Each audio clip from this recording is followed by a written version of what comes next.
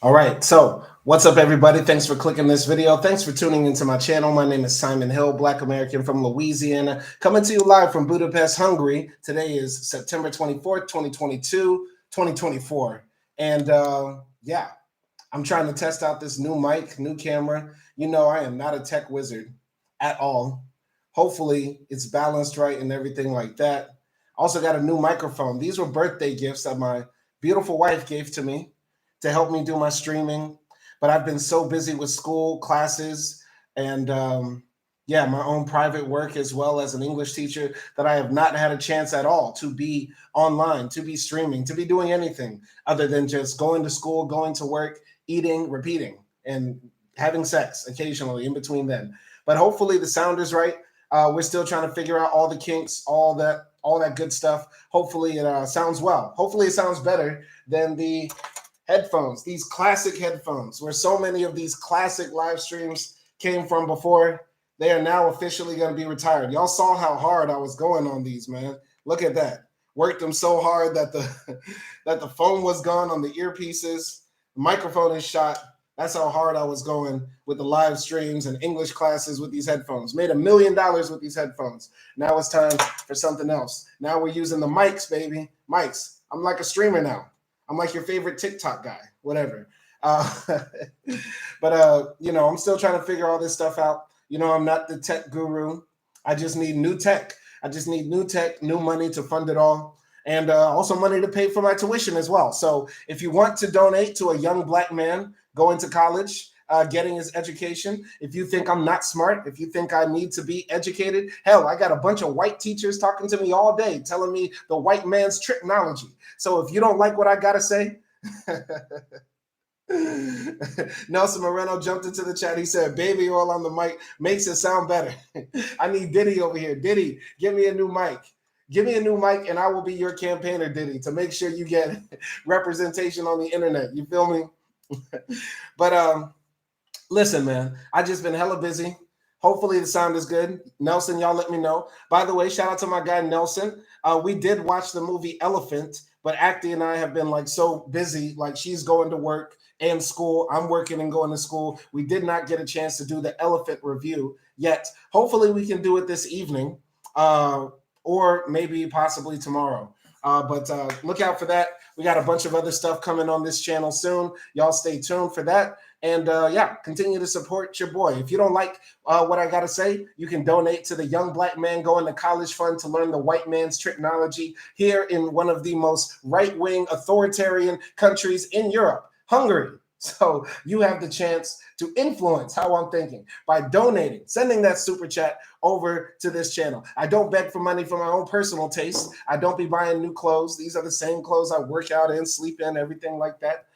You feel me? You're just going to help donate to that expensive ass tuition, which is 2,500 euros per semester. Got to pay that up soon. Anyway, Nelson Moreno says, I do miss the daily live streams. Thank you, Nelson. Thank you, Nelson. And thank you, everybody else. You know, I'm going to try to do it. I'm going to try to do it. I promise. I'm going to try. I'm going to try. I'm going to try. So for the book react series, right? I wanted to read at least 10 books this year, and definitely will do that regardless of whether I live stream it or not, because there's a lot of required reading for my classes. So most likely after we finish this Kamala book, most likely what we're going to start doing is reading some of my required reading for my classes. And we're going to try to make that fun, entertaining, engaging, a group discussion, everything like that, something meant to make the people think, also make the people laugh. We can talk about other stuff too, whatever's happening in the news. Y'all jump on in. Y'all let me know how the mic sounds, how the camera looks. My face looks crusty and dusty,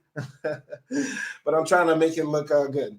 So Mohammed Rakib said, is Jill Stein the best option? Great question, Mohammed Rakib. Listen, I do think there's a fundamental problem with the Democrats, with the centrists, with the liberals, the neoliberals in charge of America's government. And a third option does not sound like a bad way to go. Living in Europe, the Greens actually have power. I wish there was more collaboration, or at least learning that the American Greens got from the European Greens, because the European Greens actually have seats at the table at the European Parliament and other levers of power all across the continent. Of course, they are a left-wing third party that does not have a lot of major support, but they are a force to be reckoned with. Meanwhile, in America, it seems like Jill Stein only pops up every 4 years. Do I think Jill Stein is a better option than Kamala? Yeah, of course, we would be living in a better world with Jill Stein leading the nation rather than Kamala or Trump.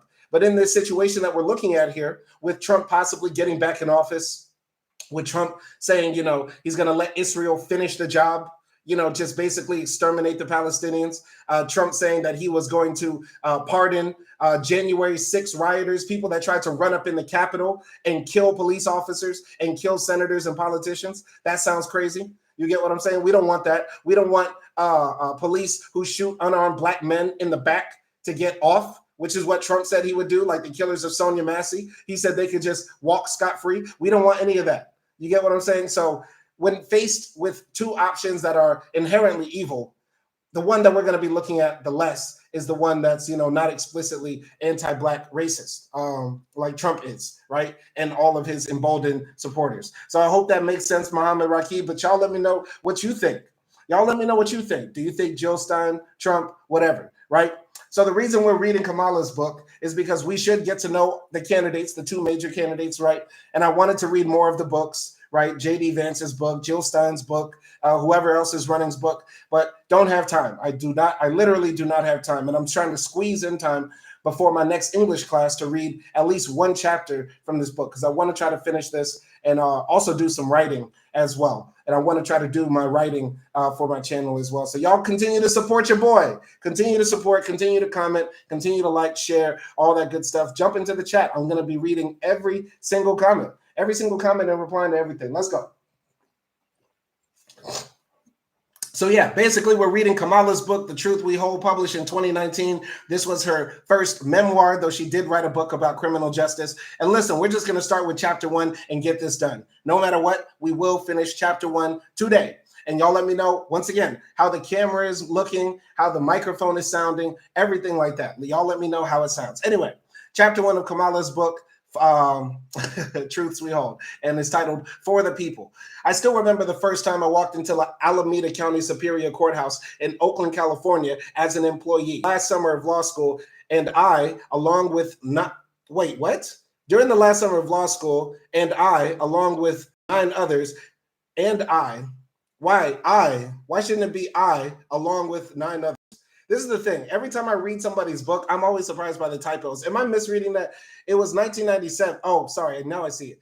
It was 1988, and I, along with 9 others, have been offered this summer an internship in the district attorney's office. I had a sense that I wanted to be a prosecutor, that I wanted to be on the front lines of criminal justice reform, and I wanted to protect the vulnerable. But having never seen the job up close, I hadn't made up my mind. The sun shone brightly on the courthouse. The building stood apart on Lake Merritt, taller and more regal than other buildings nearby. From certain angles, it looked like an architectural marvel from a foreign capital, with its granite base and concrete tower rising to meet a golden rooftop. Through the other angles, it bore an uncanny resemblance to an Art Deco wedding cake. The Alameda County District Attorney's Office is itself something of a legend. Earl Warren led the office before becoming Attorney General of California and later one of the most influential Chief Justices of the United States Supreme Court. He was on my mind that morning as I walked past the stunning mosaics in the lobby that depict the early history of California. Warren's words, proclaiming segregation inherently unequal, had taken a long 15 years to make it to Berkeley, California. I was grateful they had come in time for me. My elementary school class was only the second class in my city to be desegregated through busing. Once again, I said this before, right? And I'm just adjusting the camera because I just feel like it's a bit off. I feel like this is a good angle. Anyway, I said this before, right? All this questioning about Kamala's blackness, it doesn't make sense to me, especially if you are a black person growing up in like the 60s or the 70s, right? When we think about like our father's generation, our grandfather's generation, whether they be immigrants or whether they be foundational Black Americans, whatever you want to describe them, you were going through some stuff. You were going through some serious stuff. You get what I'm saying? Like when Barack Obama's father showed up, it was not legal for him to marry that white woman from Kansas that birthed the 44th president. You get what I'm saying? So from Kamala's history, going through busing, her parents probably not being able to get married if they got married like a year or two before the day they actually did. Her birth generally being stigmatized upon arrival on this earth. Yeah, that's pretty much the Black experience to some degree. Now, does she have some cross-cultural stuff going on because she is half Indian? Of course, right? But this is not. This is more Black. This is a Black experience closer to the true Black experience than what we went through in the 90s or the early 2000s or the 2010s or even now. You get what I'm saying? If you're talking about desegregation, getting bused to different schools, stuff like that, it's wild. Working in a place where they were literally arguing about, racial racial mixing and whether races were superior in a courthouse only a generation before. Like, that's very close to the true Black experience. Anyway, continuing here. I was the first to arrive at the orientation session. Within a few minutes, the rest of my fellow clerks showed up. There was only one woman among them, Amy Resner. As soon as the session was over, I went up to her and asked her for her phone number. In that male-dominated environment, it was refreshing to have at least one female colleague. She remains one of my closest friends today, and I'm godmother to her child. All right. Nelson Moreno says she's not like us, coons and white Trump supporters. Ain't that the truth? Ain't that the truth? Nobody would say Halle Berry ain't Black because she's half white. Nobody's saying Mariah Carey ain't Black because she's half white. Nobody's saying Alicia Keys ain't Black because she's half white. But for Kamala, for some reason, because her mama was a brown Indian woman and her daddy was Black as hell, slanging big Jamaican peen, apparently she's not like us. I don't get it. I cannot understand other Black people questioning other people's Blackness for the sake of supporting white supremacy, right? We should be questioning Candace Owens' Blackness before we should talk about Kamala Harris. Candace Owens' Black card should be revoked before Kamala's. Sorry, I'm saying her name wrong. Anyway, so as summer interns, we understandably had very little power or influence. Our job was primarily to learn and observe while assisting where we could. It was a chance to get a taste of how the criminal justice system worked from the inside, what it looked like when justice was served and when it wasn't. We were placed with attorneys who were trying all kinds of cases, from DUIs to homicides, and had the chance to be in the room and part of the process of putting together a case. I'll never forget the time my supervisor was working on a case involving a drug bust. The police had arrested a number of individuals in the raid, including an innocent bystander, a woman who had been at the wrong place at the wrong time and had been swept up in the dragnet. I hadn't seen her. I didn't know who she was or what she looked like. I didn't have any connection to her except for the report I was reviewing. But there was something about her that caught my attention. It was late on a Friday afternoon and most people had gone home for the weekend. In all likelihood, a judge wouldn't see her until Monday. That meant she'd have to spend the weekend in jail. Does she work weekends? Is she going to have to explain to her employer where she was? Is she going to get fired? Hot take. It should be illegal to fire somebody if they get arrested. If you are arrested, you are innocent until proven guilty under the law. And it should be illegal for somebody to fire you because you got pulled over by a dickhead cop, or maybe you had some weed on your person. Even if you had a DUI, unless you've killed somebody, unless you're in jail without bail, without bond, whatever, it should be illegal to fire somebody who just got arrested. Until that person has been convicted of a crime, we should not continue to harass basically poor people, because the majority of people that get arrested in America are poor. Poor. I'm talking about making less than $30K a year, $20K a year. You get what I'm saying? Come down to Louisiana, Mississippi, everybody in jail on the weekend, Black and poor. And yet those people get fired from the Outback Steakhouse they work at, or the McDonald's drive-through they run. That's criminal. It's absolutely criminal that people that get arrested lose their jobs, or that employers can say, well, you missed work. Why? Because you got arrested? Yep, don't come back tomorrow. Insane. Absolutely not right. It's absolutely not right. Continuing here.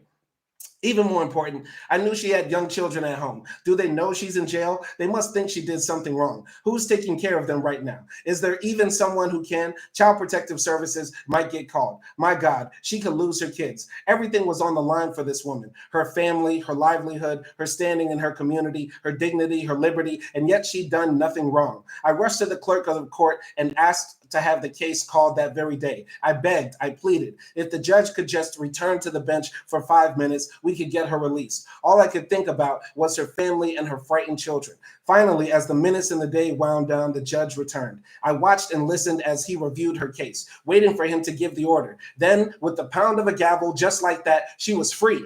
She'd get to go home to her children in time for dinner. I never did get the chance to meet her, but I'll never forget her. Sounds like Kamala was sleeping her way to the top.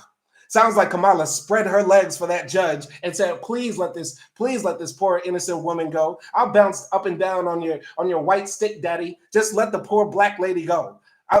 Where are all the people now? Up in the comments saying Kamala was this big time slut sleeping with everybody to try to make sure she could rise up through political power.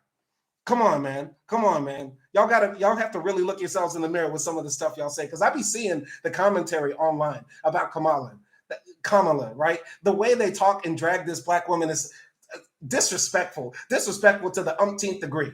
Like she was spreading her legs, twerking and sucking and fucking on every powerful white man or black man she came across. You get what I'm saying? I'm continuing here. It was a defining moment in my life. It was the crystallization of how, even on the margins of the criminal justice system, the stakes were extraordinarily high and intensely human. It was a realization that, even with the limited authority of an intern, people who cared could do justice. It was revelatory, a moment that proved how much it mattered to have compassionate people working as prosecutors. Years before I would be elected to run a major prosecutor's office, this was one of the victories that mattered the most. I knew she was going home, and I knew the kind of work I wanted to do and who I wanted to serve. The courthouse wasn't far from where I grew up. I was born in Oakland, California in 1964 and spent the formative years of my childhood living in the boundary between Oakland and Berkeley. My father, Donald Harris, was born in Jamaica in 1938. He was a brilliant student who immigrated to the United States after being admitted to the University of California at Berkeley. He went there to study economics and would go on to teach economics at Stanford, where he remains a professor emeritus. My mother's life began thousands of miles to the east in southern India. Shyamala Gopalan was the oldest of 4 children, 3 girls and a boy. Like my father, she was a gifted student, and when she showed a passion for science, her parents encouraged her and supported her. You know they beat that girl. You know they beat Kamala's mama to study. You know, they were just hoping, they were just whooping on this girl with sticks. You study now. Tiger parents, the extreme tiger parents. We all know tigers aren't like the only wild tigers left in the world, left in India, and like 90% of them are like Indian mothers. Isn't that like a scientifically studied and proven fact? Anyway, continuing here. She graduated from the University of Delhi at 19, and she didn't stop there. She applied to a graduate program at Berkeley in the area. Anyway, a university she'd never seen, and a country she'd never visited, but she was down with the thizzle. I'm talking shit. Let me stop. It's hard for me to imagine how difficult it must have been for her parents to let her go. Commercial jet travel was only just starting to spread globally. It wouldn't be a simple matter to stay in touch. Yet, when my mother asked permission to move to California, my grandparents didn't stand in the way. She was a teenager when she left home for Berkeley in 1958 to pursue a doctorate in nutrition and endocrinology on her way to becoming a breast cancer researcher.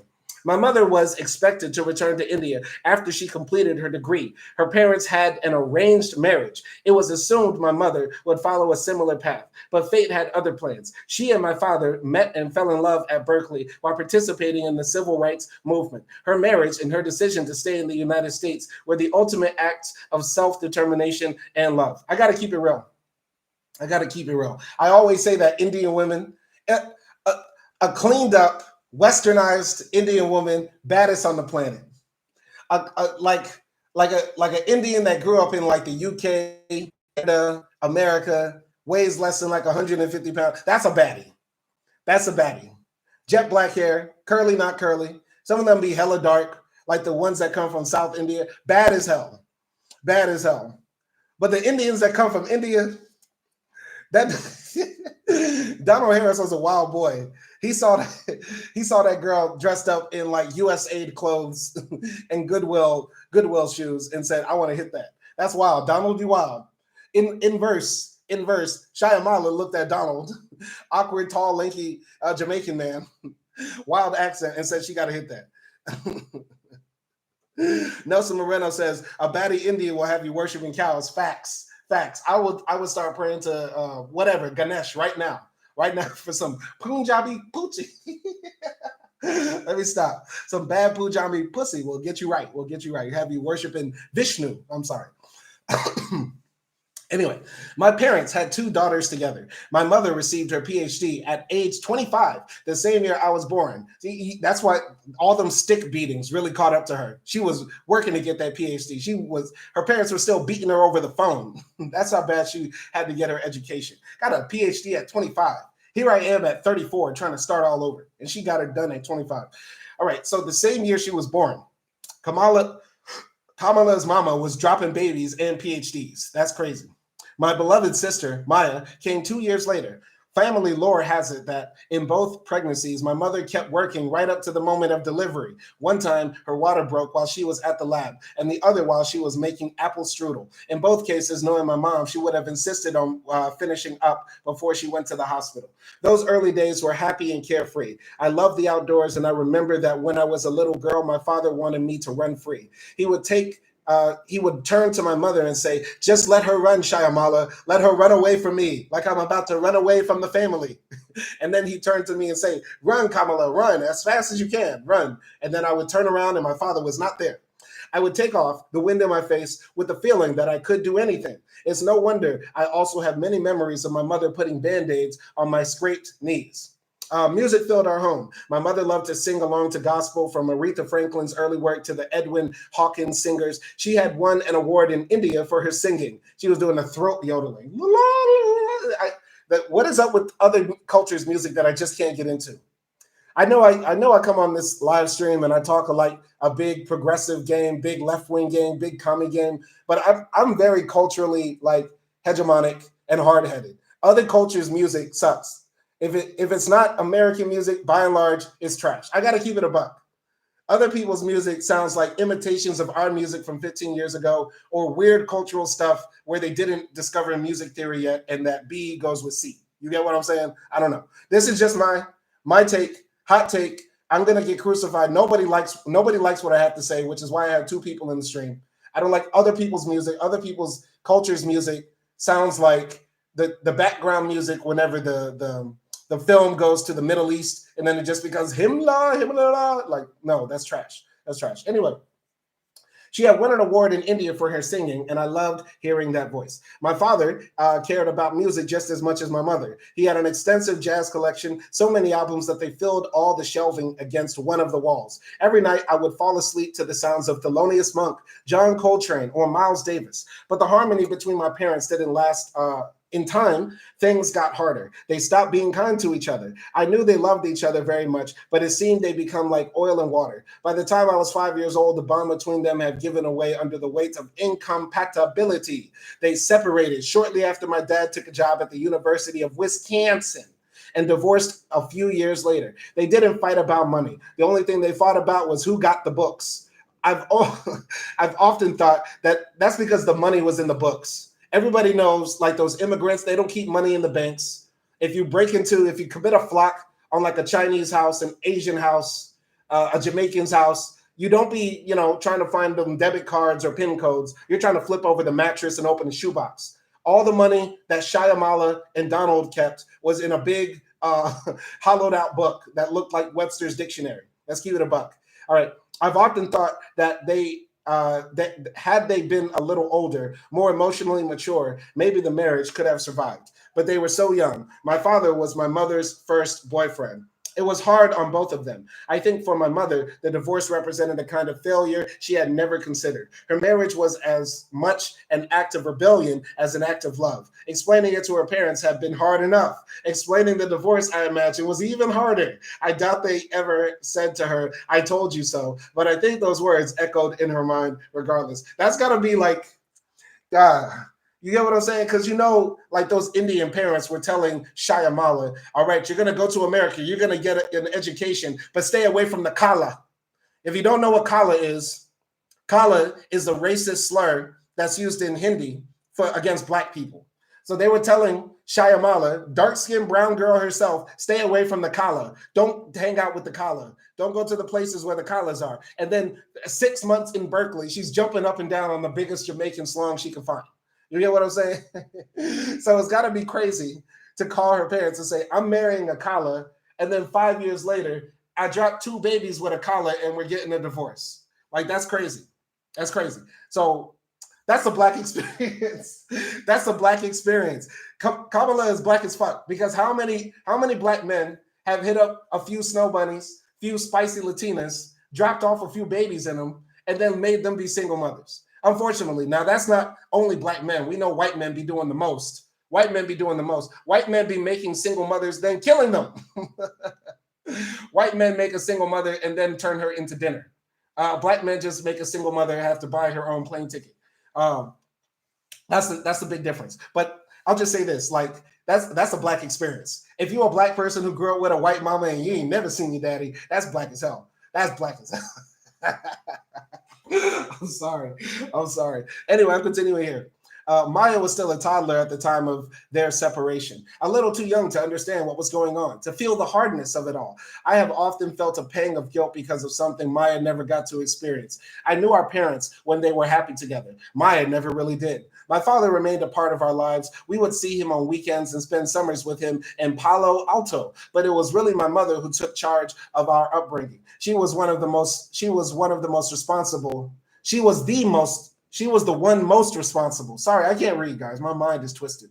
She was the one most responsible for shaping us into women we would become. And she was extraordinary. My mother was barely 5'1", but I felt like she was 6'2". She was smart and tough and fierce and protective. She was generous, loyal, and funny. She had only 2 goals in life: to raise her 2 daughters and to end breast cancer. She pushed us hard and with high expectations as she nurtured us. And all the while, she made Maya and me feel special, like we could do anything we wanted to if we put in the work. My mother had been raised in a household where political activism and civic leadership came naturally. Her mother, my grandmother, Rajam Gopalan, had never attended high school, but she was a skilled community organizer. She would take in women who were being abused by their husbands, and then she'd call the husbands and tell them they better shape up or she would take care of them. So her grandma was a mafia boss.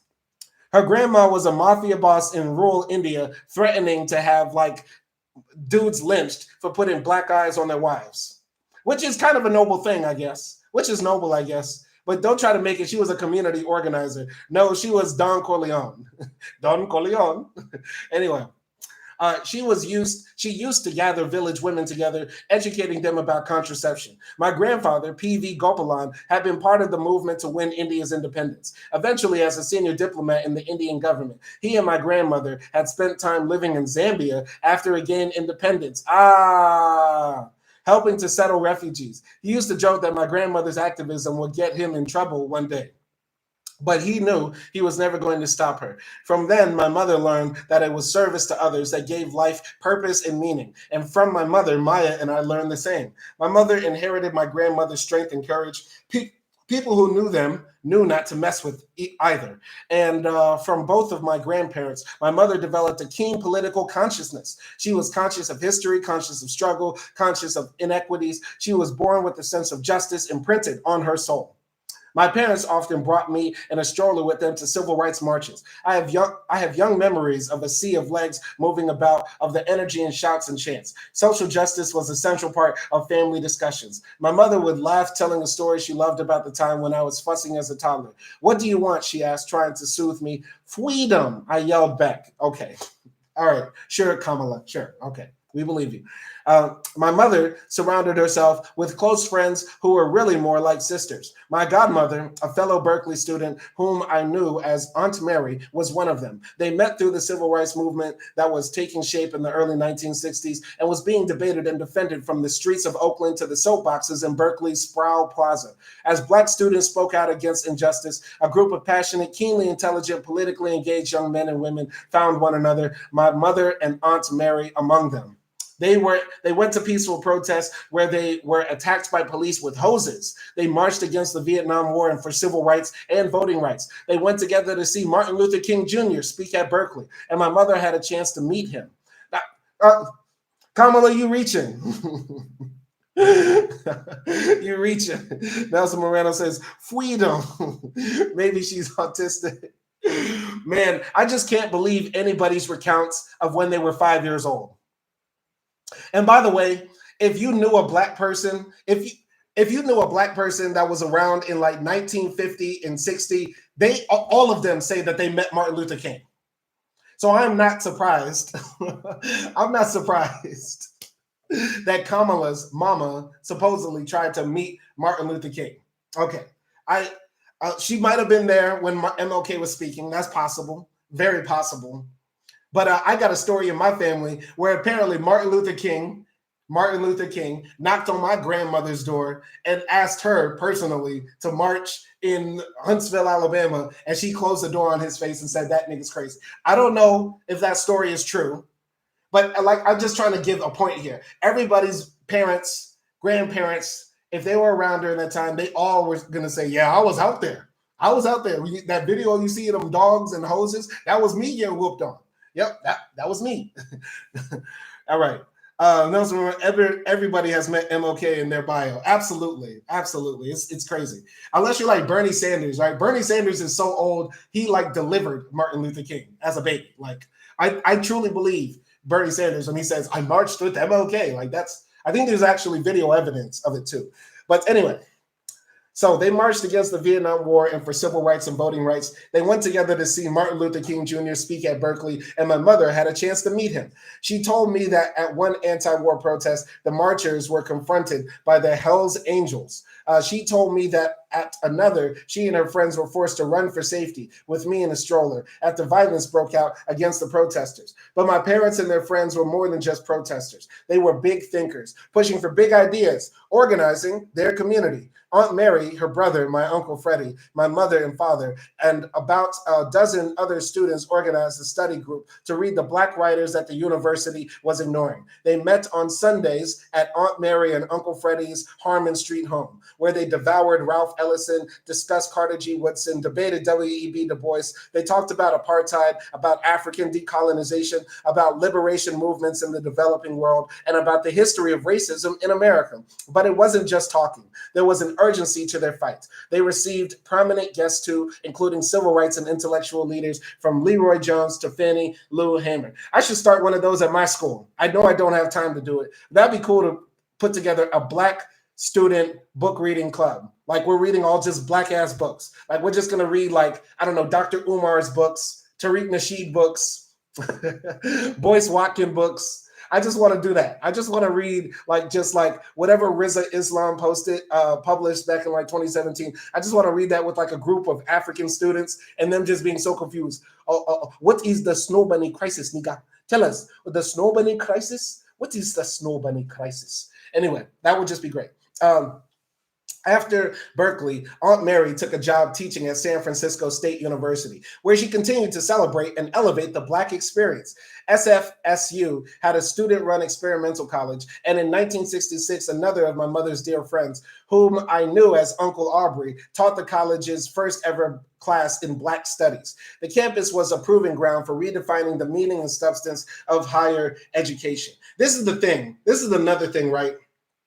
I think Kamala is way more left-wing than she's letting on, but she's also a person like Ellen DeGeneres, right? Ellen DeGeneres is a comedian for people that don't know who aren't from America. Ellen DeGeneres is like a famous comedian who's not known for making any sort of crazy like political stances in her comedy or saying anything outlandish on TV, making very strong, ardent stances on anything. She's just like, I guess I'm good at comedy. I guess if people like what I have to say, I'll do it, right? And whatever the wind blows, like we're going to go with the tide. We're going to go with the flow. And that's sort of like what Kamala is. Like I'm sure in Kamala's Soviet Republic of San Francisco, like she probably believes a lot of the same things I do deep down in her heart, right? And I know this is probably something like a lot of left-leaning people who try to convince themselves to vote Democrats, like, you know, Obama really understands class struggle. You get what I'm saying? Like there are people who probably say that,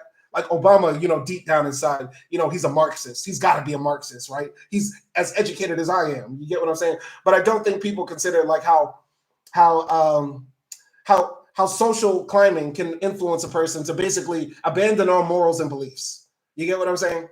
Like, a, like a person like Obama, like Kamala, right? They just see the bigger picture and see that while I cannot bring about the socialist revolution, I can at least be the black face in a high place that helps break a barrier for other black people following after me, right? And it's debatable, right? There's a larger discussion to be had there about whether black faces in high places are still important.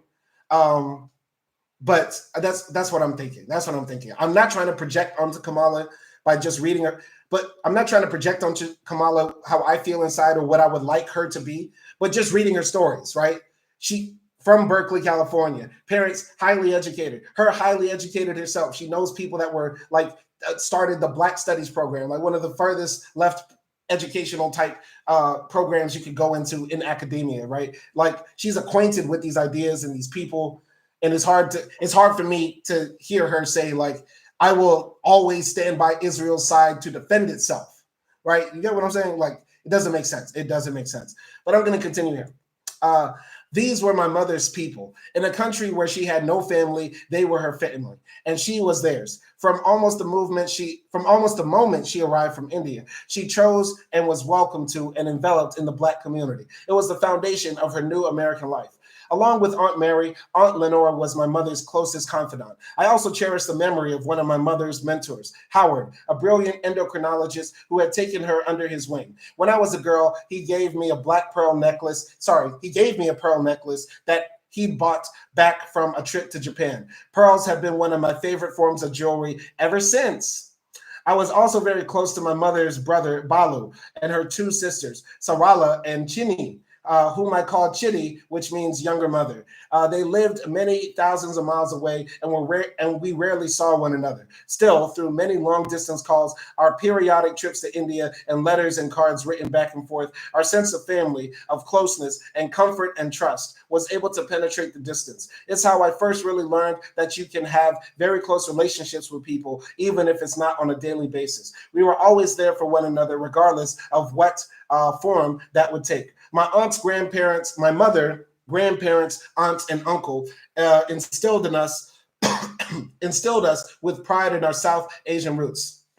Our classical Indian names hark back to our heritage, and we were raised with a strong awareness of and appreciation for Indian culture. We cooked with our hands. Whenever we made the curry, we always made sure to wash it on our faces as well. All of my mother's words of affection or frustration came out in her mother tongue, which seems fitting to me, since the purity of those emotions is what I associate with my mother most of all. My mother understood very well that she was raising two Black daughters. She knew that her adopted homeland would see Maya and me as Black girls, and she was determined to make sure she would grow into confident, proud Black women.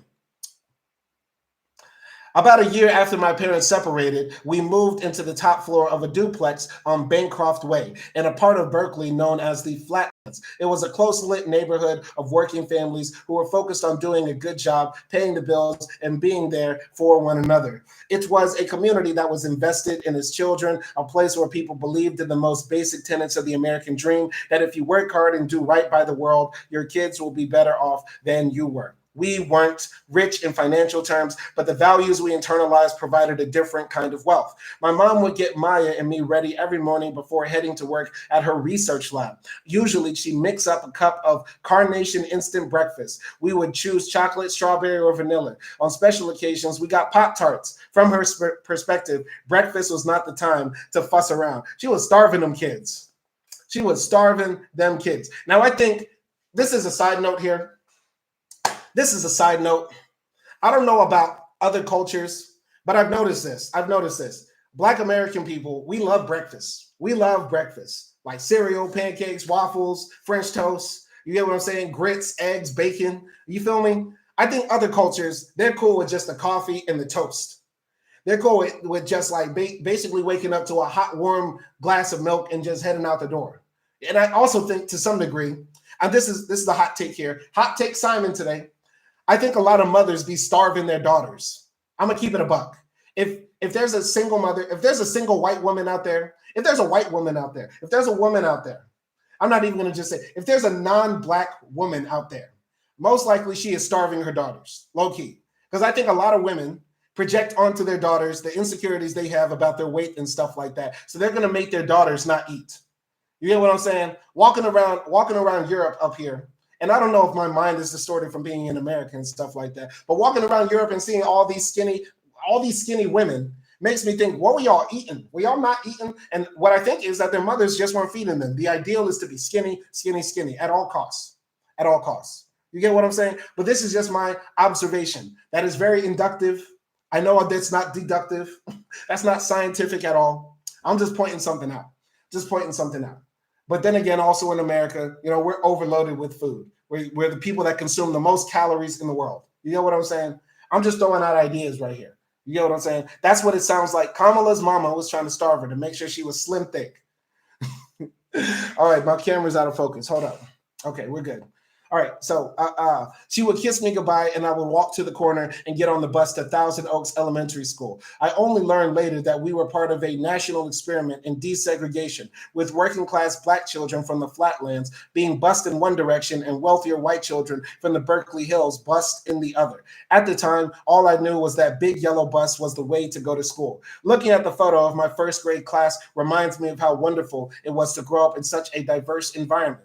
Because the students came from all over the area, we were a varied bunch. Some grew up in public housing and others were the children of professors. I remember celebrating very cultural holidays at school and learning to count to 10 in several languages. I remember parents, including my mom, volunteering in the classroom to lead science and art projects with the kids. Mrs. Frances Wilson, my first grade teacher, was deeply committed to her students. In fact, when I graduated from the University of California, Hastings College of the Law, there was Mrs. Wilson sitting in the audience, cheering me on. When Maya and I finished school, our mother would often still be at work. So we would head two houses down to the Sheltons, whom my mother knew through Uncle Aubrey and with whom we shared a long-standing relationship of love, care, and connection. Regina Shelton, originally from Louisiana, was Aubrey's aunt. She and her husband, Arthur, an Arkansas transplant, owned and ran a nursery school, first located in the basement of their own home and later underneath our apartment. The Sheltons were devoted to getting the children in our neighborhood off to the best possible start in life. Their daycare center was small but welcoming, with posters of leaders such as Frederick Douglass, Sojourner Truth, and Harriet Tubman on the wall. The first George Washington Maya and I learned about when we were young was George Washington Carver. This is gangster. There ain't nothing like this in Hungary. This is why I got to go back to America. I got to go back to America because ain't nobody going to teach you about some real writers. You know what I'm saying? Some real heroes. George Washington Carver, Frederick Douglass, Sojourner Truth, writers. Harriet Tubman, writers. You feel me? All right, we still laugh about the first time Maya heard a classroom teacher talk about President George Washington, and she thought to herself proudly, I know him. He's the one who worked with Peanuts. The Sheltons also ran an after-school program in their home, and that's where Maya and I would spend our afternoons. We simply called it going to the house. There were always children running around at the house, lots of laughter and joyful play. Maya and I grew incredibly close to Mrs. Shelton's daughter and foster children. We'd pretend that we were all going to marry the Jackson Five.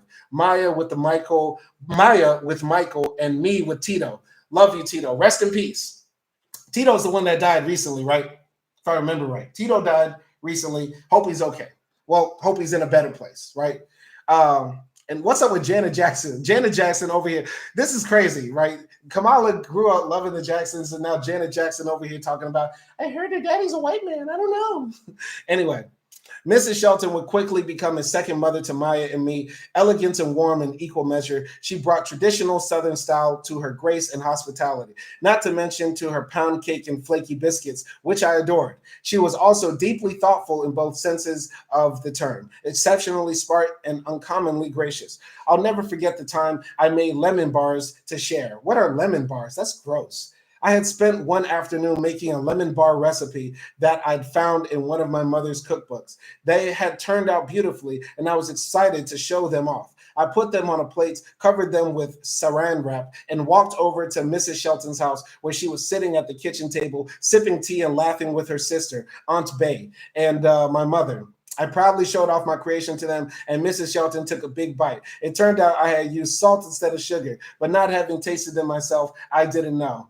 Honey, Mrs. Shelton responded in her graceful southern accent, her lips slightly puckered from the taste. That's delicious. Maybe a little too much salt, but really delicious. I didn't walk away thinking I was a failure. I walked away thinking I had done a great job and just made one small mistake. It was little moments like those that helped me build a natural sense of confidence. I believed I was capable of anything. Okay, that's insane. I think she's trying to whitewash that she tried to trick these people. All right.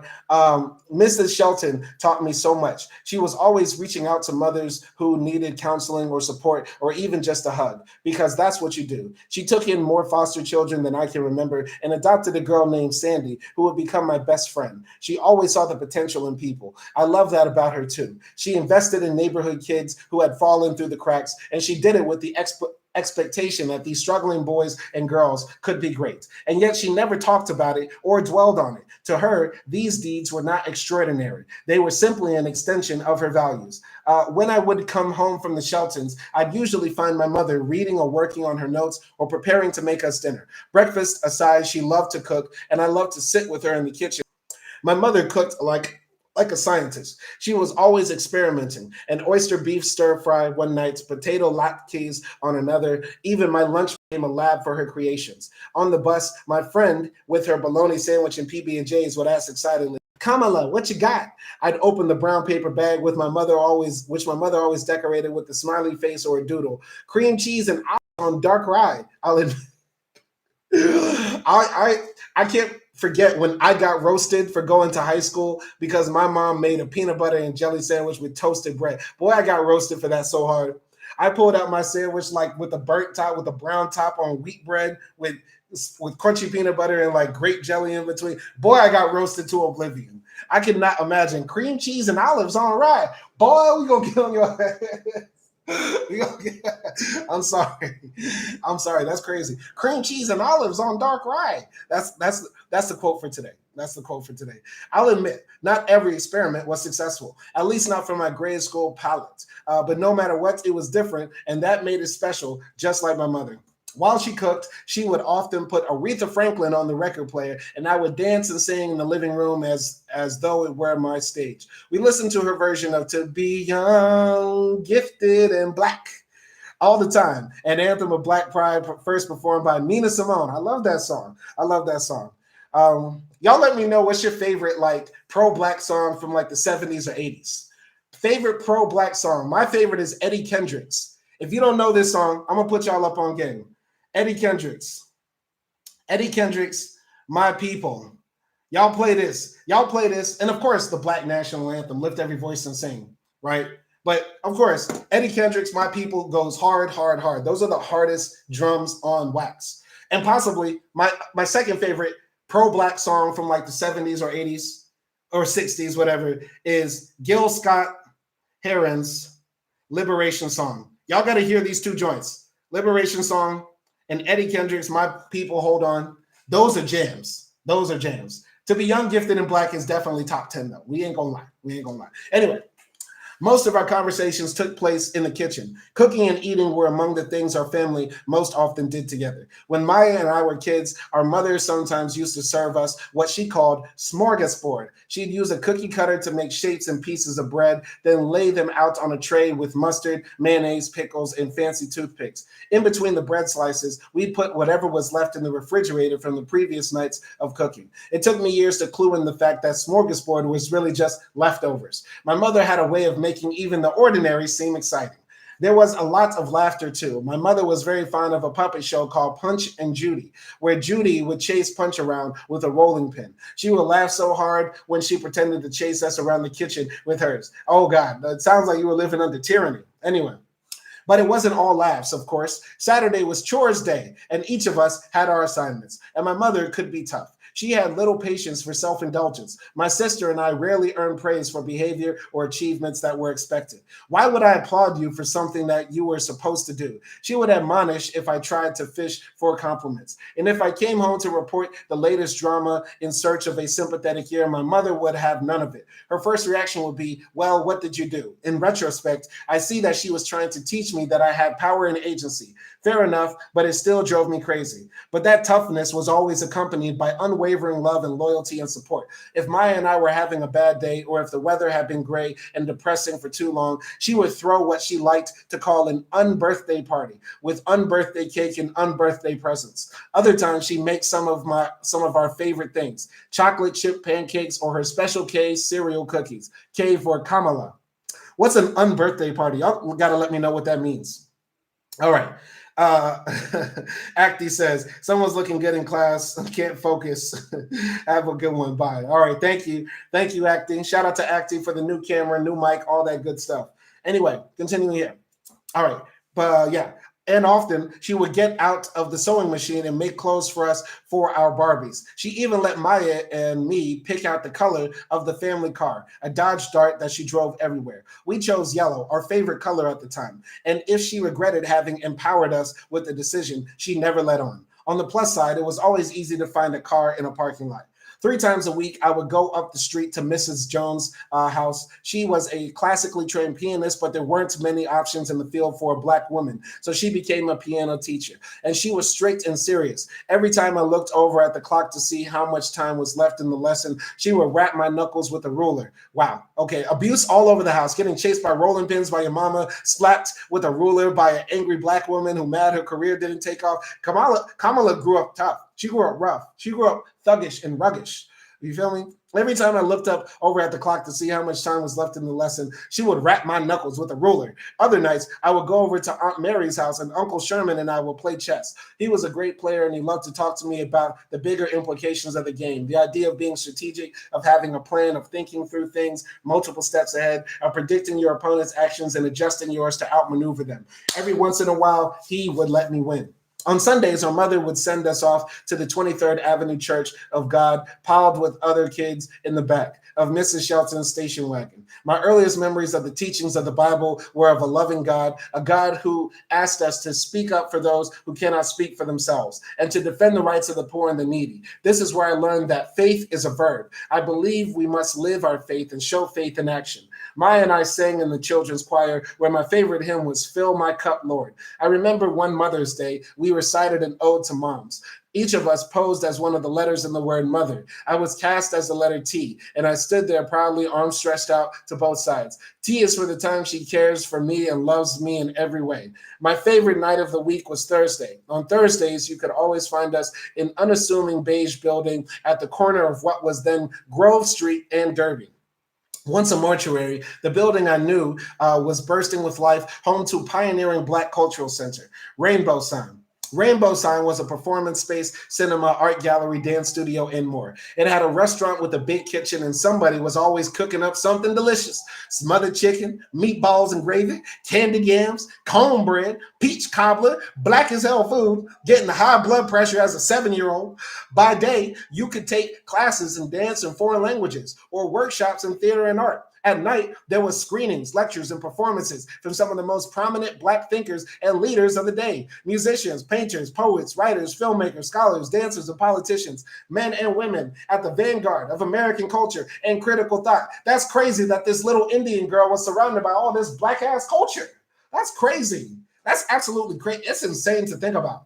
That's crazy. This girl who never identified as Black except like a few paragraphs ago and at the beginning of this book, you know what I mean? It's so crazy. She's like surrounded by all this Black culture, all these Black intellectuals, all these Black cultural events. It's so crazy, right? I didn't know that Indians were so pro-Black.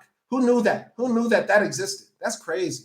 Rainbow Sign was the brainchild of visionary concert promoter Mary Ann Pollard, who started the center with 10 other Black women in September 1971. Its name was inspired by a verse from the Black spiritual, "Mary, Don't You Weep." The lyric, "God gave Noah the rainbow sign, no more water the first next time," was printed on the membership brochure. James Baldwin, of course, had memorably used this same verse for his book, The Fire Next Time. Baldwin was a close friend of Pollard's and a regular guest at the club. My mother Maya and I went to Rainbow Sign often. Everyone in the neighborhood knew us as Shyamala and the girls. We were a unit, a team, and when we'd show up, we were always greeted with big smiles and warm hugs. Rainbow Sign had a communal orientation and an inclusive vibe. It was a place designed to spread knowledge, awareness, and power. Its informal motto was for the love of people. Families with children were especially welcome at Rainbow Sign, an approach that reflected both the values and the vision of the women at its helm. Pollard also once told a journalist, hidden under everything we do, the best entertainment we put on, there is always a message. Look about you. Think about this. The center hosted a program specifically for kids through high school age, which included not only arts education, but also a parallel version of the adult programming, in which young people could meet and interact directly with the center's guest speakers and performers. The Bay Area was home to so many extraordinary Black leaders and was bursting with Black pride in some places. Let's keep it a buck. Let's keep this absolutely real. If you're growing up in New York, the Bay, Chicago, LA, any place where there is real Black consciousness popping, that's more Black than growing up in the deep ass South. I'm gonna keep it a buck. I'm gonna keep it absolutely real. Let's keep it absolutely real. If you are not growing up in a place where you got the Nation of Islam on one corner, 5%ers on another corner, you got Nubians over there, you got people that are reading Du Bois, you got people that are reading, Garvey, you got people that are talking about back to Africa. If you're not growing up with like Black Marxists, you know what I mean? You are not growing up Black. Let's keep it a buck. Let's keep it about all this stuff about Kamala ain't Black because she put her collard greens in the tub. She ain't write that in the book yet. But let's keep it all this other stuff. This is the thing about America, right? Kamala has to go out has to go out and campaign and pander to Black folks by talking about collard greens in the bathtub. When really she should be out there talking about, when I was 7 years old, I read all of the works of Richard Wright twice. You get what I'm saying? That's way more Black than washing collard greens in a tub. It's way more Black to say, I was well acquainted with James Baldwin's work by the age of 15. That's way more Black. Way more Black. Because half of the Black folks talking about she ain't Black ain't never even picked up a Baldwin book. Don't know Native Son from Illmatic. You get what I'm saying? It's crazy. But America is so stupid.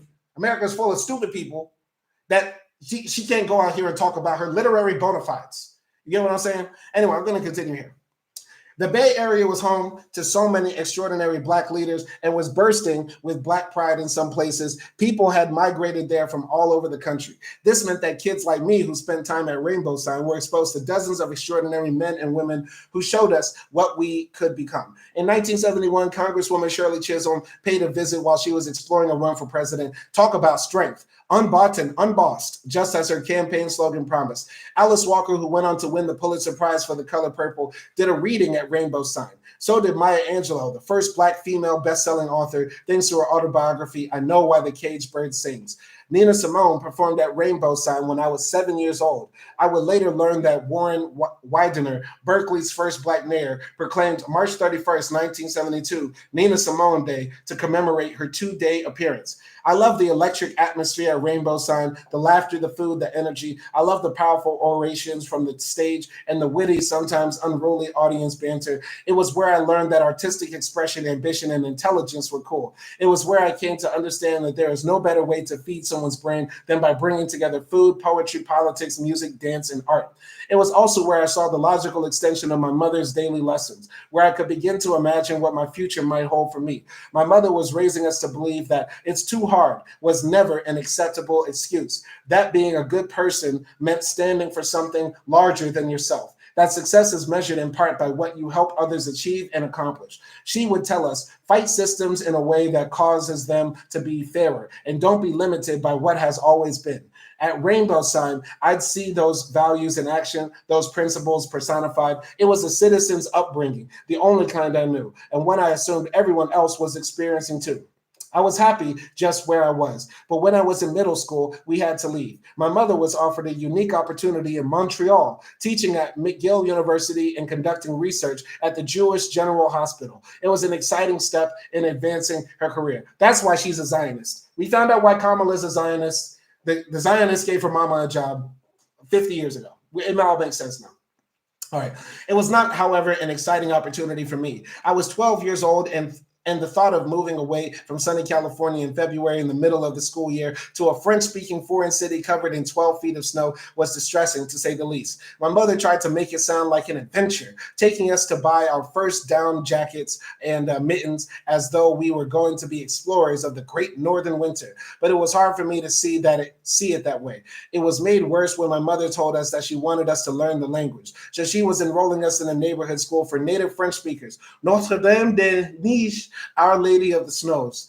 It was a difficult transition since the only French I knew was from my ballet classes, where Madame Bovie, my ballet teacher, would shout, demi-plie, and up. And I used to joke that I felt like a duck because all day long at our new school, I'd be saying, quoi, quoi, quoi?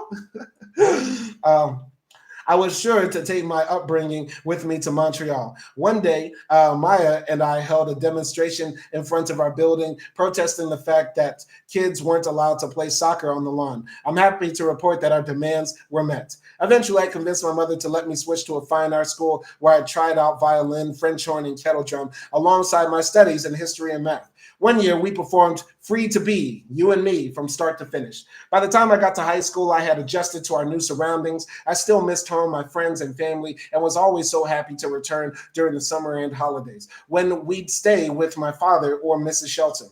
But I'd gotten used to most of it. What I hadn't gotten used to was the feeling of being homesick for my country.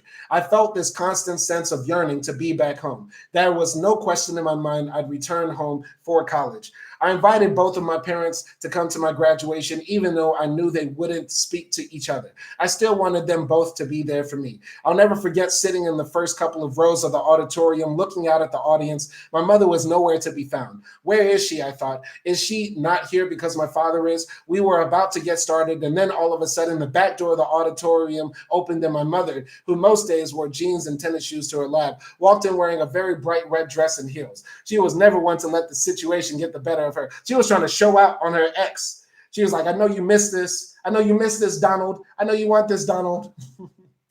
Anyway,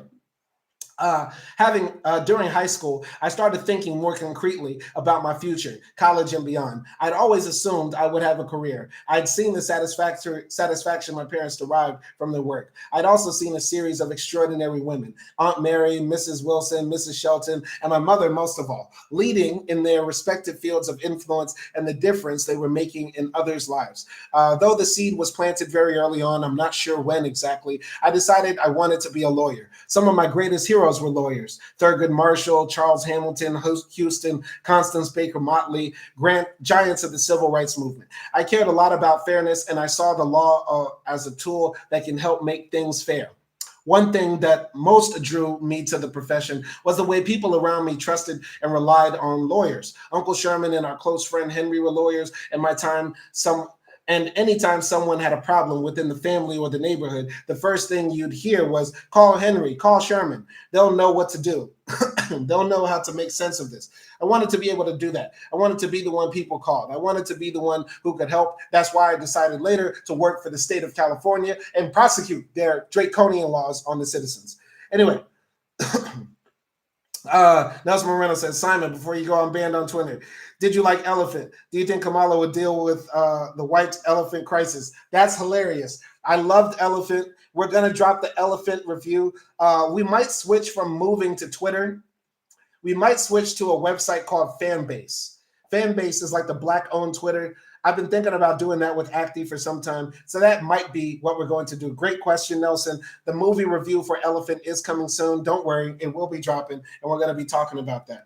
Let's see if I can finish up this chapter in these next few minutes. I don't think I can get past chapter 1 today. I am so sorry. I even let myself down. I let myself down today. So we're going to pick up on the middle of chapter 1 in our next live stream, possibly today, maybe tomorrow. I really just want to get this done because I got a lot of work I have to do for school, and I just don't want to be honestly wasting time by reading Kamala's book, right? But I set myself up to do this. This was a target that I have for this year, and I don't let up on my goals or dreams. So yeah. Avery says Truth Social. Should we go to Truth Social? Nah, we're not doing that. I'm not having random white folks jump in the middle of me and acting movie reviews and them just drop N bombs all over it. I'm not. I'm gonna go off on a. I'm gonna go off on a Chad. I'm gonna go off on Trevor. I'm gonna make sure they know. But yeah, I'm probably gonna wrap this up. I'm probably gonna wrap this up here, and y'all let me know. Is this mic good? Y'all let me know how y'all feel about this mic.